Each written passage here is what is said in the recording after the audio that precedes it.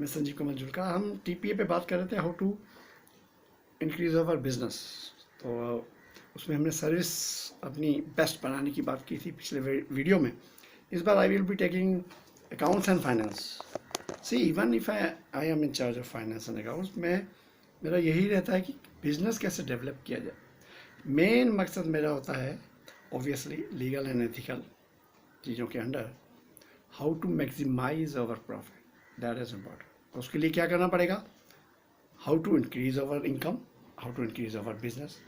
तो वो मैं कई रिपोर्ट्स जनरेट करता हूँ, उनको एनालाइज करता हूँ, उनको out of the box thinking करता हूँ कि देखते हैं कि भाई कहाँ बिजनेस में हम कम हो रहे हैं, बिजनेस कौन सा हमारा चला गया, क्यों चला गया, कारण, ताकि वो आगे से ना हो। तो ये सब स्टडी करना और नया बिजनेस लाने के लिए क्या क्या करें वो सब स्टडी करना। तो ऐसी रिपोर्ट्स देता हूँ जो मैनेजमेंट को बिजनेस बढ़ाने में सहायक हो सकती हैं।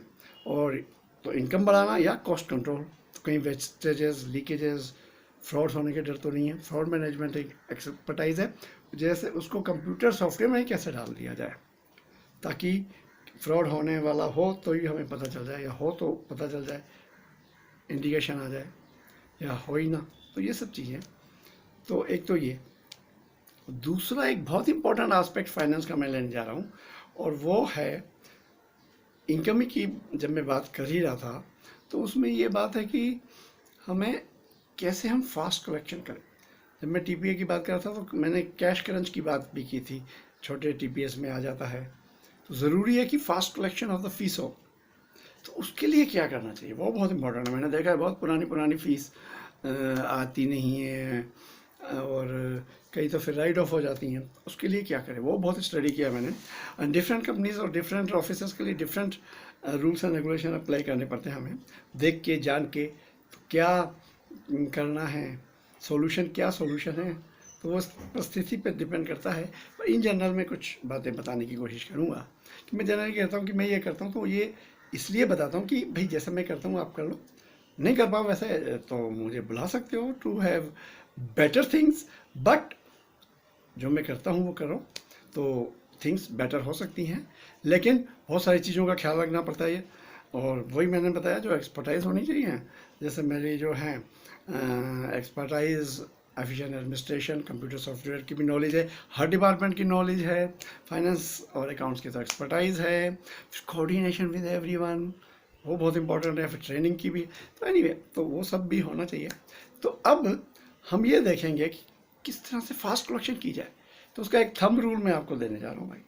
और थंब रूल ये है कि जो इंश्योरेंस कंपनी बोले उसके हिसाब से ही इनवॉइस बना।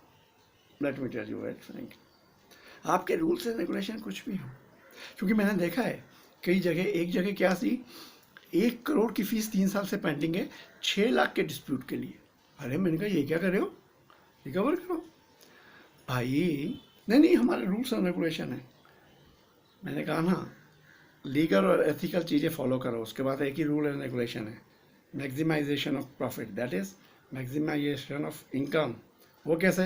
अरे आपने 3 साल पहले अगर 94 लैक्स लिया होता 6 लाख छोड़ के, तो वो आज 3 साल बाद 1 करोड़ 20 लाख बन गया होता।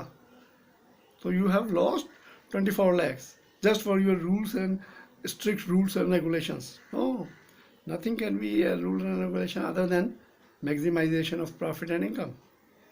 भाई you have to think prudently out there. अब दूसरी प्रॉब्लम क्या आती है? सी डिफरेंट कंपनीज, जो इंश्योरेंस कंपनीज हैं उनमें फ़ीस का स्ट्रक्चर डिफरेंट होता है। ज़्यादातर लोग प्रीमियम के हिसाब से देते हैं। फिर कई ऐसे होते हैं कि कई कॉरपोरेट में ये भी हो सकता है कि वो क्लेम रेशो वगैरह बाद में स्टडी करके उसके हिसाब से दें। तो वो सब चीज़ें होती हैं, तो डिफरेंट होता है। तो कई बार तो इन जनरल मान के चले, सपोजिंग प्रीमियम है और उस पर आपने एक रेट लगाना है, तो first you have to see the correctness. मेरा चाहे कोई भी इंडस्ट्री हो, सर्विस इंडस्ट्री, टीपी हो, इंश्योरेंस हो, बैंकिंग हो, होटल हो, कॉलेज हो, फिल्म इंडस्ट्री हो, स्टूडियोज़ हो, तो सर्विस इंडस्ट्री में मेरा ये प्रयत्न होता है कि पहली बात जिस सर्विस को हमने दिया है, एक भी सर्विस अगर हमने दी है तो क्या हमने उसकी इनवॉइस कलेक्ट की है और वो करेक्ट है और वो हमने बुक की है और वो पैसा आया है और टाइम पे आया है, इतनी सारी चीज़ों को देखना। टीपीए में भी सेम है कि सबसे पहले जो प्रीमियम बनता है, जो सर्विस दी हमने उसका क्या हमें प्रीमियम आया, प्रीमियम जो बनता है उस पर fees I, correct I invoice, वो इनवॉइस हमने बुक की, अब इनवॉइस बुक करके उसका पैसा आया और टाइमली आया। तो थंब रूल ये है कि इंश्योरेंस कंपनी के हिसाब से अगर आप इन्वेस्ट बनाएंगे तो पैसा जल्दी मिल जाएगा। और भी कई चीज़ें जो देखनी पड़ती हैं, डिफरेंट इंश्योरेंस कंपनीज के डिफरेंट ऑफिसर्स पर भी डिफरेंट तरीके से काम करना पड़ता है। कई जगह सिस्टम आजकल ज़्यादातर होता है कि वेबसाइट पे आ जाता है डाटा, तो वहाँ से आपने लिया तो उनका आपका डाटा सेम ही होना चाहिए, लेकिन वहाँ पे भी दो तीन प्रॉब्लम्स आती हैं, that have to be taken care. फिर कई बार जो ऐसा होता है कि जैसे कोई प्राइवेट इंश्योरेंस कंपनी है, अब उसने भेजा आपको स्टेटमेंट और अब आप चेक करें और चेक करने में आपको समझ नहीं आ रहा, तो मैं तो कहता हूँ चेकिंग करने के लिए हर इंश्योरेंस कंपनी के लिए अलग से कंप्यूटर प्रोग्राम बना देना चाहिए कि फटाक से चेकिंग हो जाए और हमारा डाटा परफेक्ट रहना चाहिए ऑनलाइन। तो उसके लिए हमारा भी सारी efficient administration and computer programming होनी चाहिए। अब उन्होंने डाटा भेजा, फटाक से चेक करो, जो गलतियाँ डिस्कस की, डॉक्यूमेंट्स वगैरह लिए और काम ख़त्म किया। यहाँ क्या होता है, उन्होंने डाटा भेजा, वो 1 साल लग जाता है इनको चेक करने में ही, फिर समझ ही नहीं आता। तो उसके बाद क्या होता है, वो 1 साल बाद फिर वो दूसरा डाटा भेजते थे, अब वो डाटा चेक करते करते फिर 1 साल, तो फीस कब जाके लोगे। तो बात काम को ख़त्म करने में ज़्यादा ध्यान रहना चाहिए और उसके लिए कई चीज़ों का ख्याल रखना पड़ता है। मैंने ये कहा ना, एफिशिएंट एडमिनिस्ट्रेशन, कंप्यूटर से अपने डाटा एकदम परफेक्ट और तैयार हो और उनके डाटा को चेक करने के लिए कंप्यूटर प्रोग्राम हो, फास्ट चेकिंग हो, फिर डॉक्यूमेंट्स कलेक्ट करना ताकि उनसे डिस्कस किया जा सके। और सबसे बड़ी बात है, अगर 3 करोड़ मिल रहा है, सिर्फ 6 लाख का डिस्प्यूट है, जो मिल रहा है वो तो ले लो, डिस्प्यूट को बाद में डिस्कस कर, एक पैसा नहीं छोड़ने का। छोड़ना, जो हमारी सर्विस बनती है उसका एक पैसा नहीं छोड़ेंगे। मैं तो, मेरा ये रूल और रसूल था, सबको बोल रखा था, मुंबई में एक पैसा भी मैं छोड़ने वाला नहीं हूँ, लेकिन जो पहले मिलता है वो तो ले लो, दिस शुड बी योर।